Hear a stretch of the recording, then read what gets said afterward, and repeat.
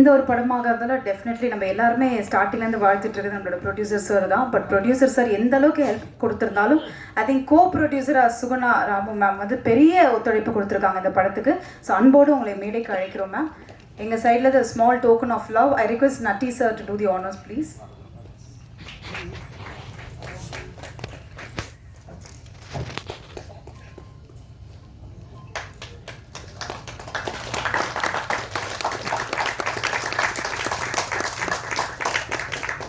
Thank you ma'am, thank you so much. So அடுத்தபடியாக நான் யாரை பேச கூப்பிடுமா, அதாவது அவர் மனநல மருத்துவர்னு சொல்லிட்டாங்க. இப்போ அவரோட மனநிலைமை எப்படி இருக்குன்னே புரியல. ஏன்னா எல்லாருமே வந்து ஒரு பாட்டு எழுதுந்து குத்தமா அப்படின்ற அளவுக்கு அவர் யோசிக்க வச்சிருக்கான்னு நினைக்கிறேன். So I would like to call upon producer doctor K Senthil Velan அவர்கள் டு ஷேர் ஃபியூ வேர்ட்ஸ். அனைவருக்கும் என் இனிய மாலை வணக்கம். நான் சீக்கிரமாக பேசி முடிச்சிருவேன். இதில் நான் ஃபஸ்ட்டு சில விஷயங்கள் நான் உங்களுக்கு தெரியப்படுத்தணும். நான் இந்த ஃபீல்டுக்கு புதுசு. இன்ஃபேக்ட் சொல்லப்போனால் எனக்கு சினிமாவுக்கும் ரொம்ப தூரம். எங்கள் அப்பா சினிமாவுக்கு டெட் அகெயின்ஸ்ட்டு. நான் 12வது வரைக்கும் மொத்தமாகவே 4 சினிமா தான் பார்த்துருக்கேன்.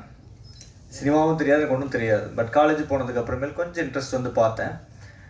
பட்டு நம்ம டைரக்டர் சார் சொன்ன மாதிரி, நம்ம ராஜன் சார் சொன்ன மாதிரி, கஸ்தூரிராஜா சொன்ன மாதிரி எல்லா பேஷண்ட்ஸு அவங்களுடைய விஷயங்கள் அனைத்தையுமே நான் ஒரு ஒரு ஒரு கலை கண்ணோடு தான் பார்ப்பேன். அது ஒரு பெரிய பிரச்சனையாகவே நான் எடுத்துக்கிறது இல்லை. ரொம்ப அவங்களுக்கு நெருக்கமாக போய் தான் என்னுடைய ட்ரீட்மெண்ட்டெல்லாம் பண்ணுவேன். கிட்டத்தட்ட ஒரு 15,000 ஃபேமிலி என்னுடைய கேரில் இருக்காங்க. நான் ஒரு 30 பெட்டட் ஹாஸ்பிட்டல் வச்சுருக்கேன். காலையில் 9 மணிக்கு போனேன்னா நைட்டு 12 மணி ஆகும். மத்தியானம் 20 நிமிஷம் எனக்கு சாப்பிட்றதுக்கு டைமு. சில நாளைக்கு அதுவுமே பேஷண்ட்டு முன்னாடி இருக்கும்போதே உட்காந்தே சாப்பிடுவேன். பேஷண்ட்டு பார்த்துக்கிட்டே சாப்பிடுவேன், கேப் இருக்காது. இதில் இந்த வேலை, சினிமா வேலையில் எல்லாமே, இதில் எடிட்டிங்லேருந்து மியூசிக்லேருந்து எல்லாத்துலேயும் என்னுடைய பங்களிப்பு இருக்குது. நைட்டு 12 மணிலேருந்து விடிகாலில் 3:30-4 மணி வரைக்கும் தான் இந்த வேலையெல்லாம். ஒரு வருஷமாக இப்படி தான் போயிட்டுருக்கு.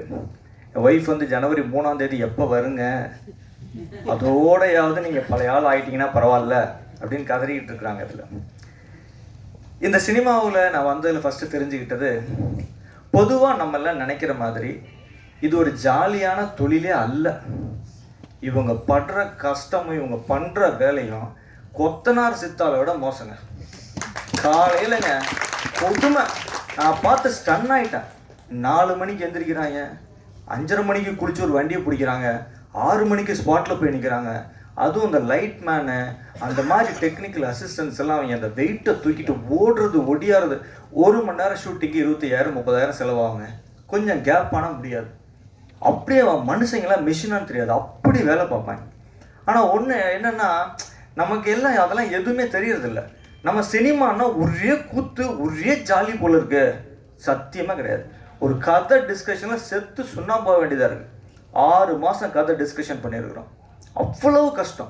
ஒரு ஒரு ஒரு லைன் எடுத்தோம்னா, சார் இது 93ல் வந்த படத்தில் இந்த லைன் மாதிரி இருக்குது சார், அது அங்கே ரிசம்பிளன்ஸ் வருது சார், இங்கே இடிக்குது சார், சார் முன்னாடி லாஜிக் வரல சார், பின்னாடி போகல சார். அவ்வளோ டிஃபிகல்ட். ஒரு படம் வந்து நீங்கள் வந்து ஒரு ஸ்க்ரீன் பிளே, ஒரு ஸ்டோரி முதல்ல ரெடி பண்ணி ஒரு ஸ்க்ரீன் பிளே எல்லாம் எடுத்து அப்படிலாம் பார்க்கும்போது நம்ம கஸ்தூரிராஜா சார், பேரரசு சார்லாம் எப்படி தான் இத்தனை படம் எடுத்தாங்கன்னே தெரியல. புள்ள பெக்கிறதுக்குள்ளேயே வயிறு வெடிச்சிட மாட்டேறதுக்கு. இதில் இவங்க பாட்டுக்கு 10-15 பிள்ளையை பெற்று விட்டுருக்காங்க. எப்படி விட்டாங்கன்னே தெரியல. ஒருவேளை தடவை பெற்றதுக்கப்புறம் அப்படியே கொஞ்சம் ரிலாக்ஸ் ஆகிட மாட்டேன் தெரியுது. அடுத்தால ஈஸியாக வந்துடும் போல இருக்குது. ரொம்ப கஷ்டமான வேலை. அடுத்தது நான் எப்படி இந்த ஃபீல்டுக்குள்ளே வந்தேன்னு நான் உங்களுக்கு சொல்கிறேன். நான் குணா எனக்கு பேஷண்ட்டாக வந்தார். அவர் குடிபோதைக்கு அடிமையாகி ஒரு குட்டிச்சுவரான பொசிஷனில் என்கிட்ட வந்தார். அதாவது முடிய போகுது லைஃப், அந்த கண்டிஷனில் வர்றாரு. அப்போ வரும்போது அவர் டோட்டலி நான் கோஆப்ரேட்டிவ், யார் சொல்கிறதும் கேட்க மாட்டார். டோட்டலாக அவருடைய வாழ்க்கையில் என்ன ஆயிடுச்சுன்னா, 8 வயசில் பிடிச்ச அந்த சினிமா பைத்தியத்தில் அவரால் இதில் ஒன்றுமே பண்ண முடியல. அலைஞ்சு திரிஞ்சு நொந்து நூலாக போய் லைஃப்பில் தோத்தாச்சு. தோத்ததுக்கப்புறம் கடைசியாக என்ன பண்ணுறதுனே தெரியல. மனசு வேறு எதையுமே செய்ய முடியல. அப்போ என்ன ஆகிட்டார், டோட்டலாக நாஸ்தி. அவர் அட்மிட் பண்ணி நான் கொஞ்சம் கவுன்சில் பண்ணும்போது முதல்ல வாழ்க்கையில் இன்னொரு ஆள் சொல்கிறது அப்போ தான் குணா கேட்குறாரு. அப்போ சொன்னார், உங்களுக்கு ஏதோ ஒரு பவர் இருக்குது சார், இது வரைக்கும் நான் வாழ்க்கையில் யார் சொல்லியும் கேட்டதில்லை, ஆனால் நீங்கள் சொல்கிறத நான் கேட்குறேன், என்கிட்ட ஒரு மாற்றம் வருது. இதை நீங்கள் இந்த சின்ன இடத்துல உட்காந்து செய்கிறீங்க, இதை வெளியில் கொண்டு வரணும் சார் அப்படின்னு சொல்லி என்னை ரொம்ப ஃபோர்ஸ் பண்ணி 2015 குடிபோதைக்கு அடிமையானவங்களுக்காக ஒரு 12 மணி நேரம் ஒரு சிடி நாங்கள் கவுன்சிலிங் சிடி வெளியிட்டோம், விடியலை தேடி அப்படின்னு சொல்லி. அப்போ ஷூட் பண்ணும்போது அது சும்மா ஒரு கவுன்சிலிங் டிவிடி, அதுக்கு லொக்கேஷன் பார்ப்பாரு, பேக்ரவுண்ட் மியூசிக் போடுவார், எனக்கு ஏதோ மேக்கப் போடுவார், இப்படி உட்காருங்க அப்படி உட்காருங்க, ஐயோ என்னையா பண்ணிருக்க நீ அப்படின்னு. அது பார்த்தா பிரமாதமாக வந்துச்சு அந்த சிடி. நானே அசந்துட்டேன், இது என்னடா அது இப்படிலாம் இருக்குது அப்படின்னு. அது இன்னைக்கு இருக்கிற தமிழ்நாட்டில் இருக்கிற கிட்டத்தட்ட 150 டிஅடிக்ஷன் சென்டரில் அந்த சிடியை வச்சு தான் வண்டி ஓடிட்டு இருக்கு, கவுன்சிலிங் நடந்துட்டு இருக்கு. அது அவ்வளோ பெரிய பேருக்கு போய் சேர்ந்துச்சு. ஆனால் அது ஒரு டார்கெட் ஆடியன்ஸ், அதாவது வந்து ஆல்கஹால் அடிக்ஷன் இருக்கிறவங்களுக்கு. அப்போ ஒரு ஷார்ட் ஃபிலிம் ஒன்று பண்ணோம். அந்த ஃபிலிம் பண்ணும்போது தான் எனக்குள்ளே இருக்கிற திறமை எனக்கு தெரிஞ்சது, என்கிட்ட திறமை இருக்குதுங்கிறது அவருக்கு தெரிஞ்சுது. அவர்கிட்ட எப்படி திறமை இருக்குன்னு நான் தெரிஞ்சுக்கிட்டேன்னா, ஃபஸ்ட் டைம் அவர் என்கிட்ட ட்ரீட்மெண்ட் எடுத்துகிட்டு போய் நல்லானதுக்கு அப்புறமேல ஒரு பென்சில் டிராயிங் எனக்கு போட்டு கொடுத்தாரு. என் ரூமில் என்ன இருக்குது, அது அங்கேயே இருக்கான்னு வரும்போதெல்லாம் செக் பண்ணிக்குவார், மாற்றிட்டேன்னா இல்லையான்ட்டு. அவ்வளோ பிரமாதம். அவங்களை யாரை பார்த்தாலும் ஒரு 2 hours 3 hours அப்படியே நேரில் பார்த்து பென்சில் டிராயிங் போட்டு கொடுத்துருவார். அருமையாக கவிதை எழுதுவார். ஃபென்டாஸ்டிக் ஷார்ட் ஃபிலிம்ஸ் எடுத்திருக்காரு. எதையுமே ரொம்ப ஹார்டாக சொல்ல மாட்டார். ஒரு லவ்னாலும் ரொம்ப சாஃப்டாக அப்ரோச் பண்ணுவார். ஒரு வயலன்ஸே ரொம்ப சாஃப்டாக, சார் ரத்தமெல்லாம் தெரிச்சு, சார் கன்றாவி சார் வேணாம் சார் அப்படிம்பார். மக்கள் மனசு ஒரு மாதிரி காயமாகக்கூடாது சார், ஒரு ஆவேசம் வரக்கூடாது, கோரம் ஆயிடக்கூடாது, அது மாதிரி நினச்சி தான் ஒரு படங்கள் எல்லாம் அப்படியே எடுப்பார். இந்த படமே ஆக்சுவலாக வந்து க்ரைம் த்ரில்லர், ஆனால் அவ்வளோ சாஃப்டாக எவ்வளோ முடியுமோ அந்த மாதிரி தான் டீல் பண்ணி நல்லாயிருக்கும் பார்க்குறதுக்கு.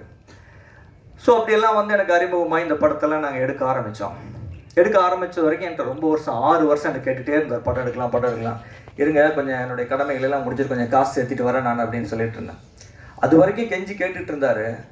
படமெல்லாம் எடுக்கிறதுக்கு 2 நாளைக்கு முன்னாடி பீதி ஆகிட்டார். அது வரைக்கும் பார்த்தா இப்போ ஒரு பொம்பளை பிள்ளை தொலைவிட்டு நம்ம செட் ஆகுமான்னு தொலைவிட்டு அது சரி ஓகேன்னு சொல்கிற காலத்தில் இதை வச்சு பொழைக்க முடியுமா நம்மளால் அப்படின்னு பீதி வர்ற மாதிரி, ஐயோ டாக்டர் வேறு சரின்னுட்டாரே, இவருக்கு ஆசை நம்மளால் காப்பாற்றி கொடுக்க முடியுமா, வெட்ட நான் ஆடுறார். தாந்தனிமலை கோயிலுக்கு போனால் தட்டெடுத்து கீழே விட்டுருவார் போல இருக்கு. நான் கூப்பிட்டு சொன்னேன், நான் எந்த காலத்துலேயும் என் காசை நீ ஏமாற்றிட்ட, என் காசை ஒழிச்சிட்டேன்னு அவன் சொல்ல மாட்டேன், நான் கேரண்டி கொடுத்துறேன்.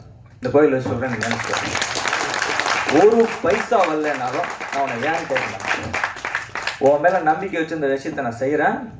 இது நடக்கலைன்னா நமக்கு அதிர்ஷ்டம் இல்லைன்னு அர்த்தம். நம்ம இதுக்கு உண்டான உழைப்பை 100% போடுவோம். எவ்வளவு நல்லபடியாக எடுக்க முடியுமோ எடுப்போம். அலெக்சாண்டரில் ஆரம்பித்து தோக்காதவனே மலோகத்தில் கிடையாது. எவனுக்குமே வெற்றி எப்போவுமே இருந்துக்கிட்டே இருக்காது. ஸோ வெற்றியும் தோல்வி வீரனுக்கு அழகு. நம்ம என்ன செய்ய முடியும், கடமையே செய்வோம், அவ்வளோதான் சொல்லி. எப்படிப்பட்ட ஆள் என்னோட டைரக்டர் அப்படின்னு கேட்டால், எனக்கு ஒரு பைசா செலவு வைக்கக்கூடாதுன்னு நினைப்பேன்.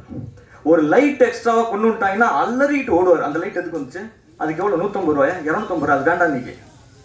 நீங்களாம் சொன்னால் அப்படியே உங்களுக்குலாம் அதிர்ச்சி ஆகிடுவீங்க. இந்த 1.5 வருஷமாக இந்த வேலை நடக்குது மெட்ராஸில். அவர் இருக்கிறாரு 1.5 வருஷமாகவும் வெறும் இட்லியும் தயிர் சோறு தான் திங்கிறாரு.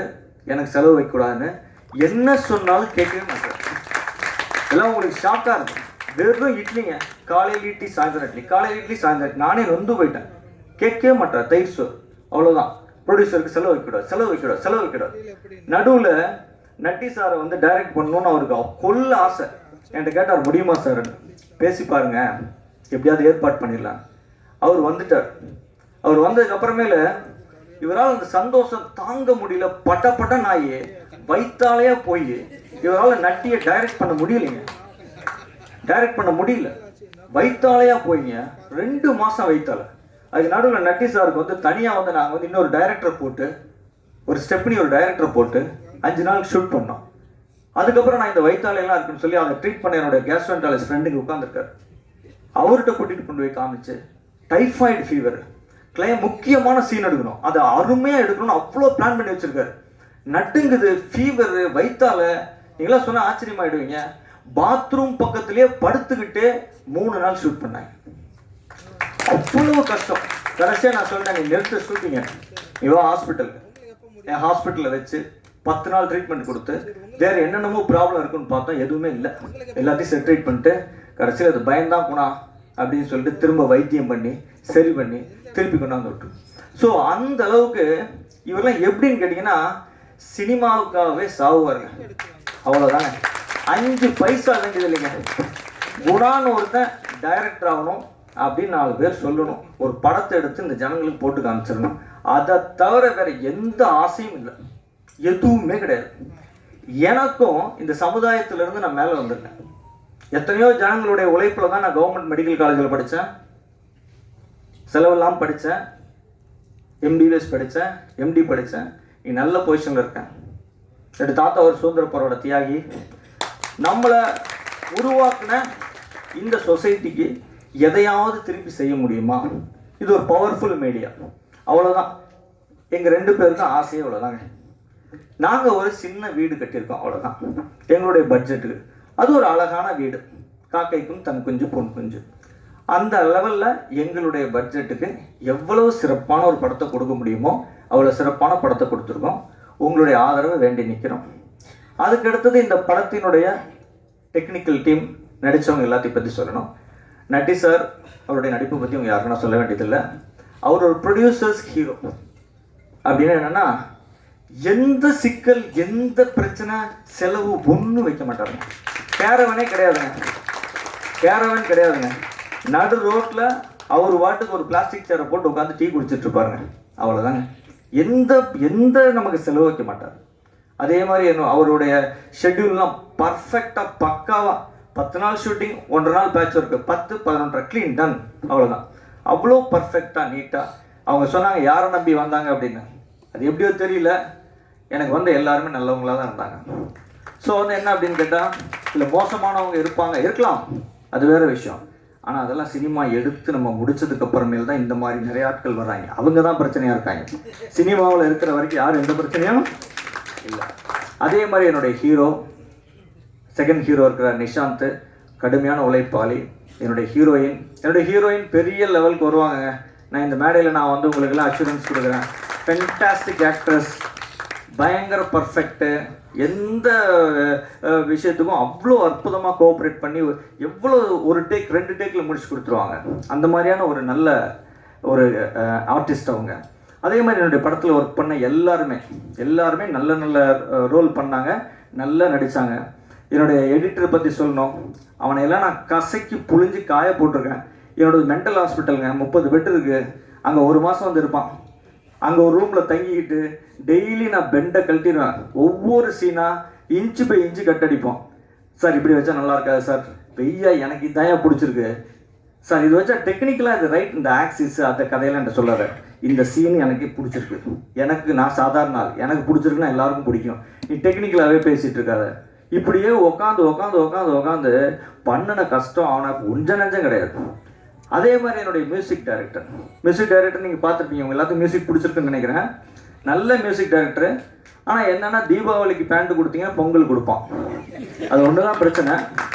அவன் தீபாவளி பேண்ட்டை தீபாவளிக்கே கொடுத்துட்டான்னா ரொம்ப பெரிய ஹைட்டுக்கு போயிடுவான். அதனால் இந்த மேடையில் நான் எல்லாருக்கும் முன்னாடி நான் சரணுக்கு வைக்கிற வேண்டுகோள் என்னென்னா, எப்போ பேண்ட்டு கேட்குறாங்களோ அப்போ பேண்ட்டை கொடுத்துரு.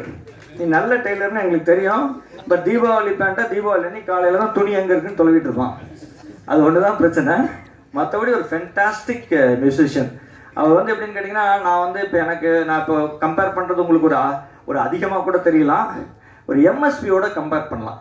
எம்எஸ்வி பட்டத்திராணி பாட்டு பார்த்து கேட்டிருப்பீங்க. 96 இன்ஸ்ட்ருமெண்ட் யூஸ் பண்ணியிருப்பார்.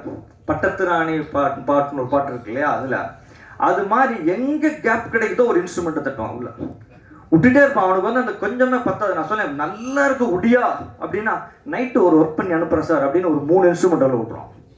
கேப் கிடைக்கிற இடத்துல இதெல்லாம் வந்து இயர் கேண்டி சார், காதில் கேட்க நல்லா இருக்கு சார் அப்படின்னு. அது மாதிரி ரொம்ப நல்லா பண்ணணும்னு நினைக்கிறாள், நல்லா வருவார் லைஃப்பில். ஸோ என்னுடைய டீம் எல்லாருமே திருப்பி இவங்களோட சேர்ந்து நான் 6 கதை வச்சுருக்கேன். அந்த 6 கதையுமே இன்ட்ரெஸ்டிங்காக இருக்கும். அதில் நட்டி சாருக்காக இன்னொரு கதை வச்சுருக்கோம், அதை நான் சொல்லியிருக்கேன் சார்கிட்டையும். அது ரொம்ப ஒரு எமோஷ்னலான ஒரு கதை இருக்குது. அது அவர் பண்ணால் ஃபென்டாஸ்டிக்காக இருக்கும் அப்படின்னு நாங்கள் யோசிச்சு வச்சுருக்கோம். இந்த 6 கதையும் நான் பண்ணுவேன். அது இந்த மேடையில் நான் சொல்கிறேன், நான் கண்டிப்பாக பண்ணுவேன். இதில் வெற்றி தோல்வியை பார்த்து நானோ என் டைரக்டரோ பயப்பட போகிறதில்ல.